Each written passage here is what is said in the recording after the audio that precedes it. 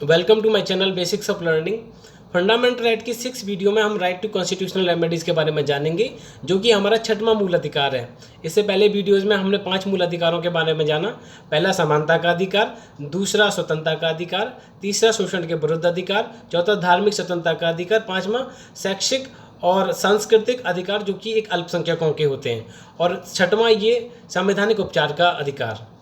और ये अधिकार कितना जरूरी है वो संविधान सभा में डॉक्टर भीमराव अंबेडकर के स्टेटमेंट से क्लियर है। जब उनसे पूछा गया कि आप संविधान का एक महत्वपूर्ण अनुच्छेद कौन सा बताएंगे, तो उन्होंने कहा कि आर्टिकल 32। उनके वर्ड थे, if I was asked to name any particular article of the Constitution as the most important, I would not refer to any other article except this one. क्योंकि ये आर्टिकल हमें संवैधानिक उपचार देता है अगर हमारे किसी भी अधिकार का उल्लंघन होता है। तो इन्होंने डॉक्टर भीमराव अम्बेडकर ने आर्टिकल 32 को संविधान की आत्मा और संविधान का हृदय बताया था। क्योंकि अगर आपके किसी भी तरीके का मूल अधिकार है और उसको लागू करने के लिए एक इफेक्टिव मशीनरी नहीं है, तो वो अधिकार एक मीनिंगलेस होता है। और दूसरा कि a right which doesn't have any remedy is worthless, और thus a framer of our constitution adopted the special provision in article 32 which provide remedies to violated fundamental right of citizen। अगर किसी भी व्यक्ति के, किसी भी नागरिक के मूल अधिकार का उल्लंघन होता है तो अनुच्छेद 32 द्वारा उस व्यक्ति को संवैधानिक उपचार प्रदान किए जाते हैं। तो एक लैटिन मैक्सिम के बारे में जानते हैं हम, उबी जस इवी रेमेडियम, जिसका मतलब होता है कि जहाँ पे अधिकार है वहाँ उसका उपचार भी है, और बिना उपचार के कोई अधिकार भी नहीं है। Means there is a right, there is a remedy. The word just means होता है यहाँ पे लीगल अथॉरिटी से, टू डू और to demand something, and the word remedium का मतलब होता है action in a court of law. Rights और जो रेमेडीज वो एक ही सिक्के के दो पहलू माने जाते हैं, क्योंकि अगर अधिकार है और उसका उपचार नहीं तो बेकार है, और ये दोनों एक ही सिक्के के पहलू माने जाते हैं और एक दूसरे के पूरक भी रहते हैं। फिर हम देखते हैं कि हमारे पास कितने तरीके के उपचार होते हैं। एक होता है कॉन्स्टिट्यूशनल रेमेडी, जो हम इस वीडियो में डिस्कस करेंगे। एक statutory remedies, equitable remedies, parliamentary remedies, और कॉमन लॉ रेमेडीज़, और प्रेरोगेटिव्स जो कि ब्रिटिश क्राउन यूज़ करते थे। और हम इस वीडियो में सिर्फ कॉन्स्टिट्यूशनल रेमेडीज़ के बारे में डील करेंगे, जो कि आर्टिकल 32 और आर्टिकल 226 में दी हुई है। सामान्यतः अगर हमारे किसी भी अधिकार का उल्लंघन होता है तो अधिकार से संबंधित अगर हम बताएंगे कि कॉन्स्टिट्यूशन में क्या क्या प्रोविज़न है, तो हमको पता है आर्टिकल 32, आर्टिकल 226 हाईकोर्ट जाने का अधिकार, और एक है कि आर्टिकल 13 में जो हमने पढ़ा था जुडिशियल रिव्यू का, क्योंकि अगर वो हमारे किसी भी फंडामेंटल राइट को, अगर पार्लियामेंट का कोई भी एक्शन वायलेट करता है तो जुडिशियल रिव्यू का अधिकार है। और एक चौथा है कि जब आप आर्टिकल 359 को पढ़ोगे, जब इमरजेंसी इम्पोज की जाती है तो सभी फंडामेंटल राइट्स को सस्पेंड कर दिया जाता है उस टाइम के लिए, लेकिन अनुच्छेद 20 और 21 तभी भी फोर्स में रहते हैं। फिर है कॉन्स्टिट्यूशनल प्रोविजन, आर्टिकल 32 और आर्टिकल 226 में इसके लिए प्रोविजन है, और हाई कोर्ट और सुप्रीम कोर्ट को इसमें एम्पावर्ड किया गया है कि वो रिट इशू कर सकते हैं किसी भी अधिकार के उल्लंघन के लिए। अगर किसी अधिकार का उल्लंघन होता है तो हम आर्टिकल 32 के माध्यम से ऑनरेबल सुप्रीम कोर्ट के पास जा सकते हैं और वो उस राइट्स के इन्फोर्समेंट के लिए रिट इशू कर सकते हैं। और 226 में हम हाई कोर्ट के लिए जा सकते हैं, वो जो रिट इशू करेंगे वो लीगल राइट्स के लिए भी कर सकते हैं और इन्फोर्समेंट ऑफ फंडामेंटल राइट्स के लिए। तो इसीलिए कहा जाता है कि जो रिट के मैटर में जो ज़्यादा अधिकार हैं वो हाई कोर्ट के लिए हैं। हम right to constitutional remedy article 32 को डिटेल में जानते हैं, इसके हर प्रोविजंस को, कि क्लॉज फर्स्ट में इसमें दिया है कि the right to move the Supreme Court by appropriate proceedings for the enforcement of right conferred by this part is guaranteed. इसका मतलब है कि अगर आप किसी भी अधिकार का उल्लंघन होता है तो आप सुप्रीम कोर्ट जा सकते हैं। तो ये ऑनरेबल सुप्रीम कोर्ट के पास जाने के लिए आपको राइट देता है। Second, the Supreme Court shall have power to issue directions, order, writ including writ in nature of habeas corpus, mandamus, prohibition, quo warranto and certificate which ever may be appropriate for the enforcement of any of the fundamental right. ये empowered करता है honourable supreme court को कि वो किसी भी तरीके का डायरेक्शन पास कर सकते हैं, ऑर्डर और या रिट पास कर सकते हैं अगर आपके किसी भी तरीके के अधिकार का उल्लंघन हुआ है उसके अनुसार। क्लॉज 3 में दिया है कि without prejudice to any power conferred on the Supreme Court by clause 1 and 2, Parliament by law empower any other court to exercise within local limit of jurisdiction all or any of the power exercised by the Supreme Court under clause 2। ये parliament को अधिकार देता है कि अगर वो चाहते हैं कि जो पावर जो 32 के क्लॉज 1 और 2 में दिए उनको बिना किसी तरीके से प्रभावित किए हाई कोर्ट को एम्पावर्ड कर सकते हैं, वो भी रिट इशू कर सकते हैं। क्लॉज 4 में the right guaranteed by this article shall not be suspended except otherwise provided by the Constitution. बताते हैं कि इस खंड में कि जो अधिकार प्राप्त हुए हैं इस आर्टिकल 32 में उनको कभी सस्पेंड नहीं किया सकता है, और जो कॉन्स्टिट्यूशन में अदरवाइज प्रोवाइडेड है, जैसे कि आर्टिकल 359 में प्रोवाइडेड है कि इमरजेंसी के टाइम उनको सस्पेंड किया जा सकता है। Now we move forward article 226 power of High Court to issue certain writs. इसमें हाई कोर्ट की जो रिट्स इशू करने की पावर है उनके बारे में डिस्कस करते हैं। Notwithstanding anything in article 32 every High Court shall have power throughout the territory in relation to which it exercise jurisdiction to issue to any person or authority including in appropriate cases any government within those territory direction order or writ including writ in nature of habeas corpus mandamus prohibition quo warranto and certiorari or any of them for the enforcement of any right conferred by part 3rd of Indian Constitution। तो इसका मतलब होता है कि ये हमको high court जाने का अधिकार प्रोवाइड करता है, और हाई कोर्ट उतने हद तक, जैसे कि हमने बताया कि इसमें वर्ड है टेरिटरी और जुरिस्डिक्शन। जो क्षेत्राधिकार हम दो तरीके से देखे जाते हैं, एक तो सीमा का क्षेत्राधिकार और एक पेक्यूनरी जो जिसमें पैसे से संबंधित होता है कि हाई कोर्ट इतने रुपए तक के मैटर को डील कर सकते हैं और डिस्ट्रिक्ट कोर्ट इतने रुपए तक के मैटर को डील कर सकते हैं वैल्यू के बेसिस पे, और ये 5 रेट को इशू कर सकते हैं जो आर्टिकल 32 में भी दिया हुआ है।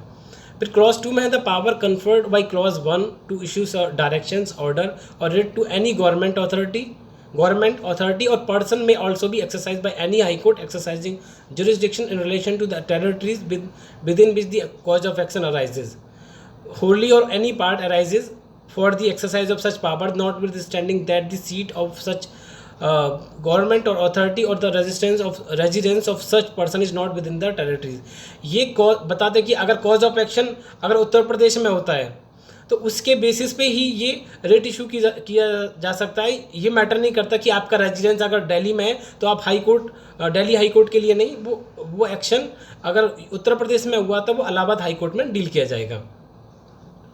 फिर इसमें क्लॉज 3 है where any party against whom an interim order whether by way of injunction or stay or in any other manner is made or in any proceeding relating to a petition under clause 1। अगर किसी भी party के लिए कोई भी order pass किया गया है जो कि इंटरिम ऑर्डर है। इंटरिम ऑर्डर का मतलब होता है कि जो अगर आपका कोई भी केस है, कोई भी सूट है आपका, और वो सूट अभी कोर्ट में पेंडिंग है, तो बीच में उसमें अगर कोर्ट चाहे तो आपको रिलीफ प्रोवाइड कर देता है, जिसको हम बोलते हैं इंटरिम ऑर्डर पास करके ये रिलीफ प्रोवाइड कर दिया, जो या तो इंजंक्शन के रूप में हो सकता है या किसी स्टे के रूप में हो सकता है या इन्हीं किसी भी तरीके से हो सकता है, किसी भी सूट से रिलेटेड या किसी भी पिटीशन में। अगर उस मैटर में किसी भी पिटीशन में जहाँ पे स्टे और इंजंक्शन प्रोवाइड किया गया है इंटरिम ऑर्डर के रूप में, अगर दूसरी पार्टी को किसी भी तरीके की जानकारी नहीं दी गई है, ना किसी डॉक्यूमेंट दिए गए हैं, furnish to a such party of such petition copy of such petition and all document in support of the plea for such interim order. जो इंटरिम ऑर्डर प्रोवाइड किया गया है उसकी अगर कॉपी प्रोवाइड नहीं की गई हैं या किसी तरीके का दस्तावेज नहीं दिए गए प्रदान किए गए हैं। और दूसरा है कि इसी में giving such party an opportunity of being heard, और इस पार्टी को दूसरी वाली पार्टी को किसी भी तरीके के सुने जाने का अधिकार नहीं दिया है। यहाँ पे आप सोचिए, जो मैंने प्रिंसिपल ऑफ नेचुरल जस्टिस बताया था कि जिसमें मैंने आपको 3 एलिमेंट बताए थे कि किसी भी व्यक्ति को बिना सुने दंडित नहीं किया जाएगा। Audi alteram partem means no person can be punish without being heard. दूसरे वाले व्यक्ति को जब किसी भी बात उसके खिलाफ में लाया गया है, उससे संबंधित कोई जानकारी नहीं दी जाएगी, तो वो उसके प्रिंसिपल ऑफ नेचुरल जस्टिस का वायलेशन माना जाएगा। तो वो व्यक्ति एक एप्लीकेशन हाई कोर्ट के लिए कर सकता है और for the vacation of such order, इस ऑर्डर को खारिज कराने के लिए, and furnish copy of such application to the party, और इस ऑर्डर की जो कॉपी वो दूसरी पार्टी को प्रोवाइड करेगा। Such order has been made or the counsel of such party, या उनके वकील को प्रोवाइड करेगा। The high court shall dispose of application within a period of 2 weeks, और हाई कोर्ट इस मैटर को 2 हफ्ते के बीच में निरस्त करेगा ये डेट कब से, 14 दिन की डेट कब से शुरू होगी? From the date on which it is receive, जिस डेट पे उन्होंने रिसीव किया है, या date on which the copy of such application is furnished, या जिस दिन इस कॉपी फर्निश की गई हैं, या जो उनमें से लास्ट हो। और where the high Court is close, अगर हाई कोर्ट बंद है तो उससे अगले दिन। Before the expiry of day afterward on which the high Court is open, अगर जिस दिन हाई कोर्ट ओपन होता है वो अगले दिन निरस्त ही मानी जाएगी। क्लॉज 4 में है कि the power conferred on high court by this article shall not derogation of power conferred on supreme Court by clause 2 of article 32। जो आर्टिकल 226 के क्लॉज 4 में जो पावर दी हुई है किसी भी तरीके से ऑनरेबल सुप्रीम कोर्ट की पावर जो आर्टिकल 32 में दी है किसी भी तरीके से कम नहीं करेगा। अब power to issue writs of Supreme Court and High Courts, while citizen can approach the Supreme Court only one his fundamental right is infringe. अगर मैंने बताया था कि अगर हमारे किसी भी तरीके का मूल अधिकार का उल्लंघन होता है तो हम आर्टिकल 32 के माध्यम से ऑनरेबल सुप्रीम कोर्ट के पास जा सकते हैं अपने राइट को इन्फोर्स कराने के लिए, और हाई कोर्ट के पास जा सकते हैं। लेकिन उनके पास जो शक्तियाँ दी गई हैं वो एनी अदर पर्पज़ के साथ भी दी गई हैं, एक तो फंडामेंटल राइट और for any other purpose. The citizen also have the right to approach the high court for issue of writs in other matter in which the fundamental right are not violated. तो इसीलिए कहा जाता है कि high Court की जो powers हैं writ के मैटर्स में is more than the supreme court. अब प्रिंसिपल ऑफ रेस जुडिकाटा के बारे में समझते हैं कि जैसा कि सीपीसी के सेक्शन 11 में आप पढ़ेंगे, no court will have power to try any fresh suit or issue which has been already settled in former suit between the same party. अगर एक जो मैटर कोर्ट के सामने है या कोई भी इश्यू है जो पहले से निर्धारित किया जा चुका है, उसी सेम टाइटल पे सेम पार्टीज़ के द्वारा नया सूट नहीं लाया जाएगा। लेकिन a second case can not be filed for the same cause of action, but if person files the case in the high court and the high court does not decide in his favour, then he has right to appeal against the decision in supreme court. लेकिन अगर किसी व्यक्ति ने अपना case जिनका high court में है और हाई कोर्ट ने उनके विरुद्ध में ऑर्डर दिया है तो उनके पास अधिकार है कि वो ऑनरेबल सुप्रीम कोर्ट के पास जा सकते हैं अपील के माध्यम से। फिर है लोकस स्टैंडे। तो इसमें है कि लोकस स्टैंडे का मतलब है कि सुने जाने का अधिकार। दरअसल अगर किसी के अधिकार का उल्लंघन होता है, अगर मेरे अधिकार का उल्लंघन होता है तो मैं कोर्ट जा सकता हूँ।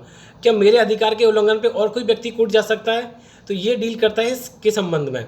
The right to bring an action to be heard in court or to address the court on a matter before it the person aggrieved, जो पीड़ित व्यक्ति है, और अफेक्टेड अलोन, जो प्रभावित हुआ है, could maintain A writ petition in case of infringement of specific fundamental right और लीगल राइट, जिसका अधिकार का उल्लंघन हुआ है या तो वो व्यक्ति खुद पीड़ित है या प्रभावित है। और इसमें देखा जाता है कि जो पिटिशनर है क्या वो किसी रिलीफ के लिए इंटाइटल करता है, क्या योग्य है किसी भी तरीके के रिलीफ के लिए। और पिटिशनर एक एग्रीव्ड पर्सन होना चाहिए।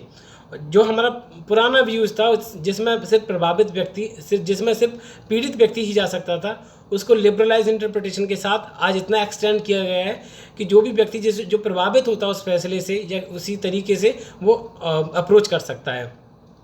लेकिन जो व्यक्ति पूरी तरीके से स्ट्रेंज है वो नहीं जा सकता।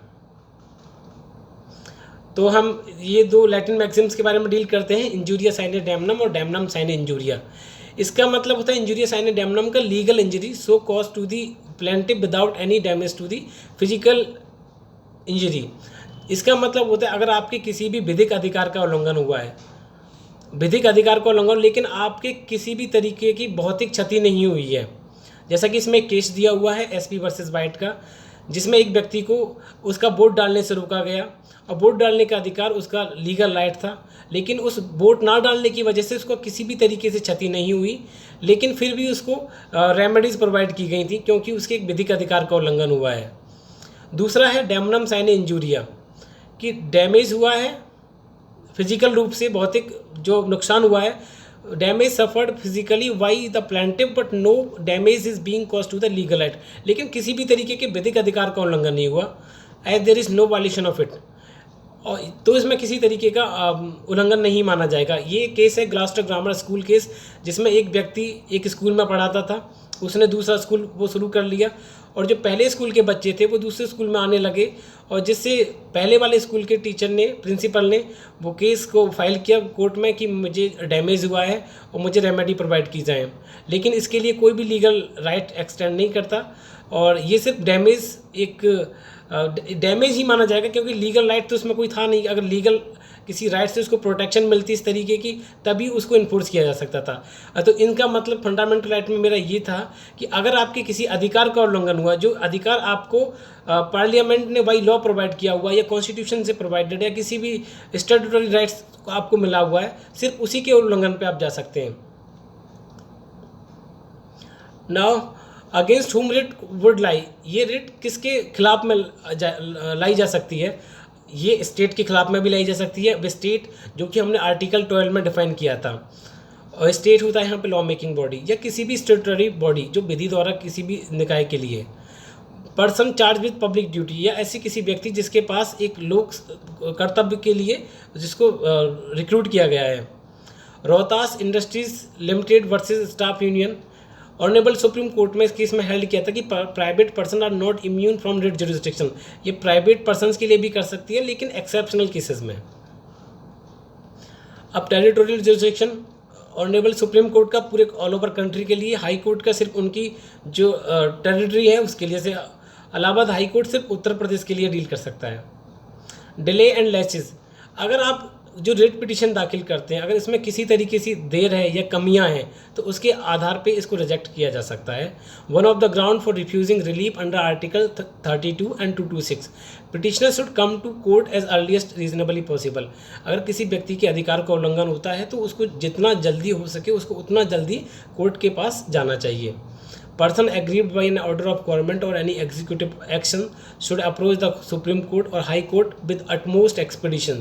नारायण देवी वर्सेस स्टेट ऑफ बिहार में बताया गया कि जिस पीड़ित व्यक्ति का अधिकार का उल्लंघन हुआ है, जो कि एग्जीक्यूटिव एक्शन की वजह से या किसी गवर्नमेंट के ऑर्डर की वजह से, जितना जल्दी हो और रीजनेबल समय में वो उसको कोर्ट को अप्रोच करना चाहिए। अब होता है alternate remedies under article 32 and 226 इस डिस्क्रिशनरी। ये डिस्क्रिशनरी पावर होती हैं रिट इशू करने की कोर्ट्स के पास। इफ़ एन अल्टरनेट और एडिक्वेट और इक्वली इफिकेशियस रेमेडीज अवेलेबल, या किसी तुम्हारे पास एक दूसरी रेमेडी अवेलेबल है जो पर्याप्त भी है और उतना ही कुशल है, तो जो पार्टी को, जैसे कि सुप्रीम कोर्ट के पास किसी पीड़ित व्यक्ति ने अपनी याचिका लगाई, तो सुप्रीम कोर्ट उनको बता सकते हैं कि अल्टरनेट रेमेडीज आपके पास हाई कोर्ट में भी अवेलेबल है या फिर डिस्ट्रिक्ट कोर्ट में या अन्य किसी निकाय में भी है, तो आप पहले वहाँ भी ट्राई कर सकते हैं। Court may refuse to exercise his writ issuance power and ask to first avail the alternate remedy, and existence of an alternate remedy is an absolute bar to the granting of writ। अब पढ़ते हैं हम public interest litigation के बारे में। Public interest litigation से इसके नाम से क्लियर है, पब्लिक मीन्स लोग, इंटरेस्ट मीन्स होता है हित, और लिटिगेशन मीन्स याचिका, लोक हित याचिका। Any matter where the interest of public at large is affected can be redressed by filing a PIL in a court of law। आप जैसे कि इन्वायरमेंट से रिलेटेड आप कुछ भी देखिए, अगर किसी भी इन्वायरमेंट का हम गलत यूज़ करते हैं, जैसे कि हम डिफॉरेस्टेशन करते हैं या हम पॉल्यूशन जैसी कंडीशन हम फेस करते हैं, या हम देखते हैं कि जो स्लम्स में जो बच्चे रहते हैं या जो पेमेंट डॉलर्स वगैरह हैं, उनके किसी अधिकार का उल्लंघन होता है और वो इतने सक्षम नहीं है कि वो न्यायालय जा सकें, तो उनके हित को, जो कि लोक हित है, उनके हित को कोई भी थर्ड पर्सन जिनको लगता है कि इस हित को मैं कोर्ट के सामने प्रस्तुत कर सकता हूं, तो वो लेके जा सकते हैं। इसमें जो लोकस स्टैंडर्ड का जो प्रिंसिपल था कि सुने जाने का अधिकार से पीड़ित पक्ष को होगा, पीड़ित व्यक्ति को होगा, तो वो उसको एक्सटेंड किया गया इसमें। ये एक जुडिशियल एक्टिविज्म का एक रिजल्ट था। जैसे कि मैंने बताया था कि 3 ऑर्गन्स पढ़े थे हमने, लेजिस्लेचर जो लॉ मेकिंग बॉडीज़ है, और एग्जीक्यूटिव जो इन्फोर्समेंट के लिए है, और तीसरा जुडिशरी जो लीगल राइट को या फिर एक प्रोटेक्शन के लिए है, किसी भी राइट के इन्फ्रिंजमेंट के लिए। इन तीनों के बीच में हमने पढ़ा कि सेपरेशन ऑफ पावर है, कि तीनों की पावर्स अलग हैं, तीनों एक दूसरे से सेपरेट हैं, लेकिन इनके साथ पढ़ा था चेक एंड बैलेंस, एक दूसरे की शक्तियों पर नियंत्रण रखने के लिए। जब पार्लियामेंट अगर अपना काम अच्छे से नहीं करेगी या एक्जीक्यूटिव अपना काम अच्छे से नहीं करेगी, तो जुडिशरी को एक्टिव होना पड़ता है। उसी चीज़ को जुडिशियल एक्टिविज्म कहते हैं। इसमें जो प्रिंसिपल ऑफ लोकस स्टैंडर्ड था उसको रिलैक्स किया गया था, किसी भी व्यक्ति को जानने का अधिकार है जो उसे प्रभावित है। The seed of concept of PIL was initially sown in India by justice Krishna Iyer. जो जस्टिस कृष्णा स्वामी अय्यर थे, उन्होंने इसकी नींव डाली थी, जो 1976 में मुंबई कामगार सभा वर्सेस अब्दुल थाई वाली केस में। और जो फर्स्ट रिपोर्टेड केस था जिसमें हुसैन आरा खतून वर्सेस स्टेट ऑफ बिहार में जो इनह्यूमन कंडीशन को दिखाता था कि जो प्रिजनर्स और अंडर ट्रायल्स की, जहाँ पे पहला रिपोर्टेड केस जो PIL का था। A new era of PIL movement was heralded by the Justice P.N. Bhagwati in case of SP Gupta versus Union of India। ये जजेस से रिलेटेड केसेस हैं, और ये जो हम मानते हैं कि PIL की जो इस इंडिया में जो 70s की 80s की डिकेड में 80s की डिकेड में जो स्टार्ट किया था, वो जस्टिस भगवती और जस्टिस कृष्ण स्वामी अय्यर की एक इनिशिएटिव थी। तो हम इन रिट के बारे में शॉर्ट में जानते हैं। हैबियस कॉर्पस, जिसका मतलब रहता है यू हैव द बॉडी। अगर किसी व्यक्ति को अरेस्ट किया गया है तो सेक्शन 57 और CRPC कहता है कि उसको नियर बाई मजिस्ट्रेट के सामने 24 आवर्स में प्रेजेंट करना पड़ेगा। और आर्टिकल 22 ऑफ इंडियन कॉन्स्टिट्यूशन में भी सेम प्रोविजंस है। To release a person who has been detain unlawfully, या तो किसी व्यक्ति को लॉफुली गिरफ्तार किया जा सकता है, और अगर उसको अनलॉफुली गिरफ्तार किया जाता है तो उसके लिए एक समय अवधि है कि इस समय अवधि से पहले आपको जायज़ कारण बताने पड़ेंगे। अगर वो प्रिवेंटिव डिटेंशन लॉज में है तो उसके लिए अलग प्रोविजन है, जो हमने पिछले वीडियोज़ में डिस्कस किया था। और दूसरा है मैंडमस, कि इसका मतलब है कि हम आदेश देते हैं, we command to secure the performance of public duties by lower court. Lower court को ऑर्डर करना कि अपनी पब्लिक ड्यूटीज़ को परफॉर्म करने के लिए, या किसी ट्रिब्यूनल को या पब्लिक अथॉरिटी को। सर्टिशरी का मतलब है कि to be certified, to quash the order already passed by an inferior court, tribunal और क्वासी जुडिशियल अथॉरिटी। किसी भी जो ऑर्डर, जो इन्फीरियर मतलब होता है कि जो नीचे वाली अदालत द्वारा पास है या किसी भी ट्रिब्यूनल द्वारा पास है, उसको क्वेश करना, खत्म करना। प्रोहिबिशन का मतलब है रोकना, to prohibit an inferior court from continuing in the proceeding in particular case where it has no jurisdiction. मैंने बताया था हर केस का, हर कोर्ट का एक जुरिस्डिक्शन होता है। अगर कोई कोर्ट एक मैटर को डील करती है जिसके पास कोई क्षेत्राधिकार नहीं है, तो उसके संबंध में उच्च जो कोर्ट है उनको अधिकार उनको रोकने का। क्यों वारंटो का मतलब है कि आपकी अथॉरिटी क्या है, to restrain a person from holding a public office which is not entitled. एक व्यक्ति जो एक पद पे जो आसीन है और जो इसके लिए वो एंटाइटल नहीं है, उसको वहाँ से रोकने के लिए। तो ये रिट्स के बारे में, ये 5 रिट्स हैं हमारी, और सेपरेटली मैं अगली वीडियो में डील करूँगा इनको। और अगर आपको ये वीडियो अच्छी लगी तो अपने कमेंट दीजिए और लाइक कीजिए। Thank you for watching me.